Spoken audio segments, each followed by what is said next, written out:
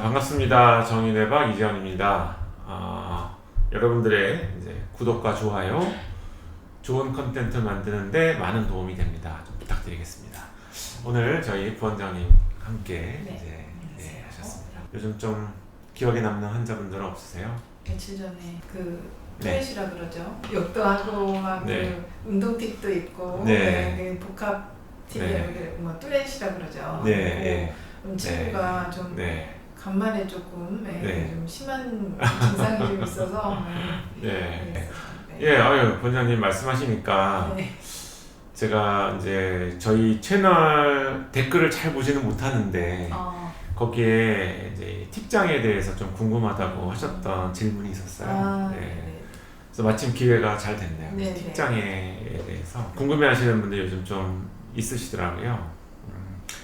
틱장에는 왜 보통 운동 틱, 음성 틱 뭐 이런 것들을 말로도 뭐 킁킁거리는 것부터 네, 시작해서 맞아요. 조금 이제 성장한 사람들 같은 경우에는 뭐 욕이나 이런 것들을 하기도 그렇죠. 하고, 네.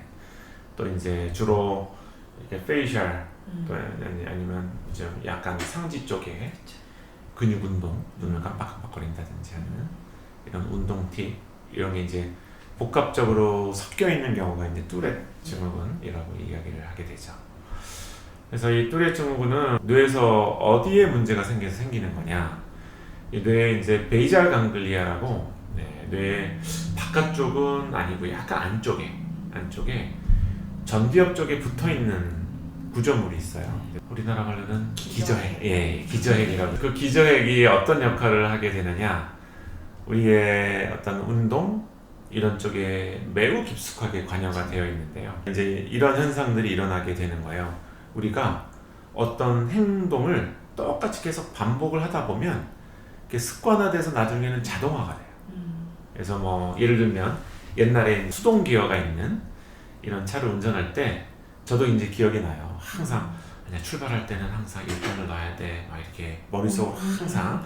그래서 이 정도면은 뭐 2단이면 3단, 4단 맨날 이렇게 운전하면서 그 기어 잘못 들어갈까봐 막 시동 꺼트려 먹고 막 이럴까봐 굉장히 그걸 이제 집중했었는데 그게 한 6개월, 1년 지나니까 그 다음부터는 옆에 친구랑 막 대화하면서 자동적으로 다 들어가더라고요. 이게. 맞아요. 예. 그래서 이런 변화가 그럼 어디서 일어나게 이제 되는 거냐? 이게 이제 뇌의 이런 운동 영역의 자극을 왜 뭐 엑셀이나 이런 거 많이 하신 분들은 이제 매크로 기능을 알 거예요. 네, 맞아요. 반복적인 적용을 이제 매크로로 설정을 딱 해두면 그것만 딱 실행시키면 쭈루루 이제 그 행동이 일어나게 되는 거죠. 그 매크로 기능을 이 기저핵이 담당을 하고 있어요. 그래서 우리가 늘 반복하고 습관화되어 있던 행동이 이 뇌에 그 기저핵에 이제 저장이 되어 있는 거죠. 그래서 기저핵에 이제 전두엽에서 야 이런 행동이 나오면 돼라고 이제 시그널을 딱 주면은 그 행동이 우르르 나오는 이런 형태로 이제 만들어져 있는데 아이들이 이제 성장을 쭉 해가면서 뇌는 어떤 부분은 좀 빨리 만들어지고 어떤 부분은 좀 늦게 만들어지고 이런 이제 이 발달의 속도의 차이가 생겨요. 그래서 보통은 기저핵이 좀 더 안쪽에 있는 구조물이라 좀 먼저 만들어지고요. 그래서 뭐 청소년기 정도가 되면 뭐 거의 이제 기저핵이나 이런 것들은 다 만들어지게 되는 거죠. 그리고 전두엽은 한 20살은 돼야 이제 완성이 되거든요. 그러니까 그때 이제 갭이 생기게 되는 거죠. 그래서 아직까지 기저핵에서는 이제 막 자동화된 어떤 습관화된 행동을 이제 저장하기 시작했는데 이거를 이제 나와라 나오지 말아라 하는 이제 커맨드 센터 이 역할을 하는 전두엽은 기능이 아직은 약한 거예요. 그러다 보니까 주로 이제 스트레스나 이런 거에 의해서 더 이런 것들이 일어나게 되는 건데 이게 스트레스를 받거나 그러면은 내가 지시하지도 않았는데 그런 행동이 나와요. 눈 깜빡거림 그리고 뭐 욕하는 거 이런 것도 내가 뇌에서 지금 이런 걸 해야 돼 라고 지시도 안 했는데 그냥 막 나오는 거죠. 그래서 틱의 특징은 그냥 어떤 뭐 욕을 자주 하고 이런 사람은 다 틱장이냐 그렇지 않고요. 내가 방심하면 그런 게 나오는 거예요. 내가 약간은 딴 데 신경을 쓰거나 방심하고 있으면 그런 행동이 나오고 이제 하지 말고 내가 참고 있어야지 막 이렇게 신경을 막 쓰면은 그러면 그 행동이 없어져요. 예, 그래서 이 틱장애라고 하는 장애가 어떻게 봤을 때는 되게 좀 신기한 예, 이런 메커니즘에 의해서 발생을 하는 장애인데 이걸 이제 경험하는 사람의 입장에서는 이게 매우 불편한 거죠. 만약에 뭐 욕 같은 게 나오는 틱장애를 갖고 있다 이러면은 정말 바깥에 나가서 생활할 때 좀 긴장의 끈을 놓을 수가 없는 거죠. 예. 틱장애 아이의 부모님이 그러더라고요. 아이가 학교에서 친구들한테 들킬까봐 학교에서 너무 긴장을 하고 와가지고 집에서 뭐 학원이고 뭐고 못 가고 그냥 그쵸. 예 완전 지쳐버린대요. 그게 너무 힘들다고. 예. 그래요. 이제 이런 장애가 이제 틱장애입니다. 예. 옛날에 제가 읽은 책에서 요즘은 그런 표현은 잘 안 하던데 이제 라이트 헤미스피어 신드롬이라고 주로 이제 남자아이들 남자아이들은 남성 호르몬 있잖아요. 이 테스토스테론이라고 하는 호르몬이 이게 뭔가 뭐 사냥을 하거나 뭔가 막 이렇게 어떤 활동을 할 때 속도가 중요하기 때문에 모든 속도가 중요한 활동은 이 좌뇌 우뇌가 똑같은 기능을 다 갖고 있지 않고요. 한쪽으로 이제 라테럴라이즈 된다고. 예. 그래서 한쪽이 그 기능을 담당하게 돼요. 한쪽이. 그래서 언어 같은 경우에도 그렇죠. 언어 막 다른 사람 말하는 거를 순식간에 팍 이제 이해를 확 해야 되고 거기서 내가 하고 싶은 말을 싹 또 정리해가지고 언어로 풀어내야 되고 이게 굉장히 빠른 시간을 요하는 작업이기 때문에 사람이 뇌에서 언어 기능도 이제 이 좌측에 몰려 있죠. 좌측에. 그래서 언어 기능을 하는 쪽을 이제 우세 반그라고 이야기를 하는 것처럼. 그래서 이제 남성 테스토스테론도 사냥이나 이런 데는 뭔가 이렇게 굉장히 빠른 판단력, 반응 시간 이런 것들을 요하기 때문에 이 테스토스테론이라고 하는 호르몬 자체가 이 한쪽 헤미스피어를 억제하는 이런 성향을 갖고 있다고 그래요. 그래서 왜 남자아이들한테 많이 일어나는 이런 병들이 특히나 있죠. 예, 그래서 왜 이제 자라나는 과정 중에 남자아이들이 좀 더 많이 겪는. 그래서 옛날에는 뭐 ADHD 이런 것도 이제 남자아이들 비율이 이제 높았는데 뭐 지금은 좀 이제 상황이나 이런 게 좀 달라진 것 같고 이 틱장애도 사실은 남자아이들한테 주로 많이 생기는 이 테스토스테론 활동 때문에 약간 뇌 발달이 억제가 되면서 일어나는 거예요. 그래서 왜 청소년기쯤 왜 이제 보게 되면 여자아이들 발달이 남자아이들보다 조금 빨라요. 한 1년 정도 갭이. 그래서 왜 같은 나이 또래 아이들도 남자아이들은 뭔가 조금 그죠? 좀 무식하고 이렇게 뭐 생각도 별로 없는 것 같고 막 이렇다는 이제 표현을 하고 그러는 게 약간 그렇게 이제 갭이 생기는 이런 시기를 가져가게 되거든요. 그래서 만약에 이제 남자아이들이 그렇게 약간 이제 억제나 이런 게 되는 이런 상태가 지나가는 과정 중에 또 스트레스도 많고 그랬다. 그러면 이제 틱을 동반하게 되는 경우가 많은 거죠. 또 이제 ADHD가 있는 경우에 또 한 30%는 틱장애를 동반한다고. 제가 이제 이렇게 알고 있는 통계는 좀 옛날 통계라 지금은 또 조금 이제 통계의 수치가 바뀌었을 수도 있습니다. 예. 그래서 이제 이런 일들이 일어나게 되는 거죠. 그래서 이게 결국은 다 뇌 발달이 성장을 해서 성인기까지 이르게 되면 사실은 이런 문제는 해결이 될 수 있는 전두엽 기능도 강해질 거고 해결이 될 수 있는 문제인데 다만 이제 몇 가지 어떤 예외의 경우가 생기죠.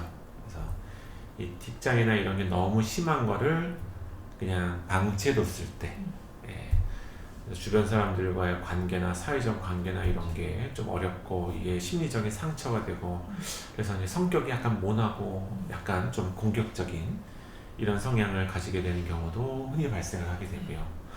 또 너무 이제 이런 것들을 놔뒀을 때 이 또 틱장애 이런 형태가 이제 또 이제 습관화되는 어떤 행동의 형태로 그래서 내가 컨트롤을 잘 하려고 하는 이런 것들을 그냥 방치해 놓고 놔두면 이런 게 또 이제 뭔가 내 몸에 더 익숙해지는 이런 상태가 발생하기도 하고 그래서 왜 틱장애 치료의 옛날 교과서 내용을 읽어보면 부모들은 그냥 모른 척 해라. 그렇죠. 너무 심각하게 이제 아이한테 생각하지 마라. 근데 겉으로 드러나는 증상이나 이런 게 너무 심각할 때는 그렇게 약물 치료나 이런 거를 조금 해라. 이런 식으로 네, 이제 교과서나 이런 데서 이제 나와 있었었죠. 네.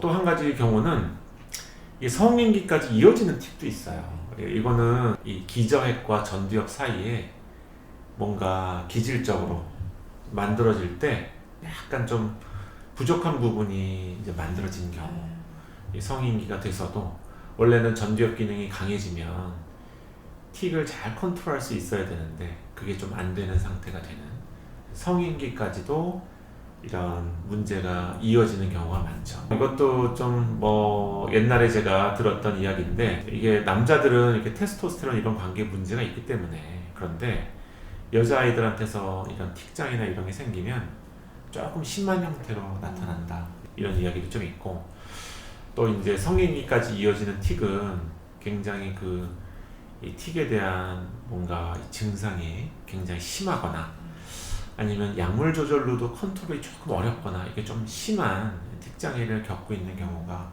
좀 많다, 이제 이런 이야기도 좀 있는 거죠. 네. 자, 그래서 이 틱장애는 보통은 이제 약물 치료와 저희 이제 뉴로모듈레이션 치료, 뇌자극술 이런 것들로 치료적인 도움을 주게 됩니다. 근데 이 모든 틱장애가 TMS나 이런 이제 뇌자극술로 많이 좋아지는 거는 사실은 아니에요. 네, 이런 TMS가 틱장애에 효과가 있다 그래서 무조건 이제 치료를 받는 거는 제가 봤을 때는 큰 효과를 보기 어려울 수도 있고요. 네, 이 틱장애 중에도 특히나 TMS가 교정을 해줄 수 있는 전두엽 기능이 이상을 동반한 경우, 네, 그래서 저희 같은 경우에 이제 뇌파를 찍어보면은 세타파가 전두엽에 많이 증가가 되어 있다든지, 예, 그래서 베타파가 너무 감소가 되어 있다든지, 이런 전두엽 기능 저하 패턴이 좀 두드러진 경우에, 이런 경우에 이제 TMS로 치료적인 도움도 많이 받을 수가 있고, 틱의 빈도나 이제 치료적으로 도움도 이제 받을 수 있게 되는 거죠. 그래서 이제 모든 경우가 다 무조건 TMS를 하면 다 틱이 좋아지는 것은 아니다. 그래서 반드시 뇌파나 이런 것들로 한번 점검을 해보고, 내가 갖고 있는 틱장애가 이런 치료를 통해서 개선이 될 수 있는 문제인지를 확인을 하고 이 치료를 받으시는 게 좋을 것 같고요.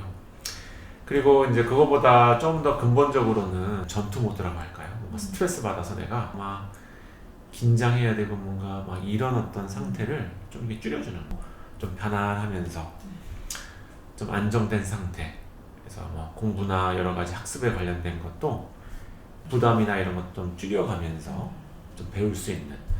결국 왜 어린 아이들한테는 노는 게 공부인데, 이게 이제 점점 조금씩 이제 나이가 들어가면서 뭔가를 익히고 막 외우고 이래야 되는 학습의 형태로 들어가게 돼요. 근데 이게 이제 준비가 아직은 조금 덜 되어 있는 이런 친구들한테는 이런 게 굉장히 스트레스가 되고 강요하거나 압박하는 분위기가 만들어지게 되면 이 틱장애가 개선이 되기가 좀 어려운 이런 상태가 되기 마련이죠. 주변에 있는 친구들하고 너무 막 비교를 하고 이런 분위기가 아닌, 내가 약간 스트레스에 취약하면은 또 나는 나만의 어떤 인생 속도로 조금 천천히 스트레스를 조금 방어해 가면서 이렇게 긴장감을 조금 낮추는 형태로 일단 근본적인 원인을 조금 줄이고,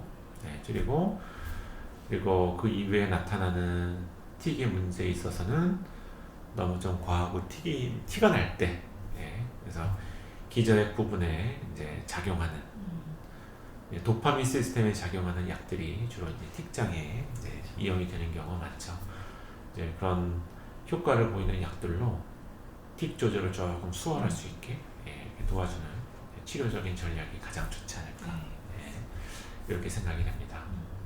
이제 여기 와서 그 뇌파를 찍고 이렇게 네. 한 걸 보니까 어떤 친구는 틱이면서 TMS가 맞는 친구가 있고, 네. 어떤 친구는 뭐 DCS나 이런 거가 맞는 친구가 있고, 실질적으로 이제 치료를 하면서 그 모드에 맞게 하니까 확실히 증상이 좋아지는 게 눈에 띄게 이제 보이더라고요. 그래서 이게 뭐 천편일률적으로 전두엽의 문제다 뭐 이렇게 얘기하는 건 좀 그렇고, 저희가 하듯이 뇌파를 꼭 한번 체크업을 해보는 게 네. 치료를 가이드하는 데는 굉장히 네. 중요할 것 같아요. 네. 뇌가 어쨌든 건강하게 되면 여러 가지 어떤 문제점이나 어려운 점들을 극복하기가 좀 쉬운 형태가 돼요.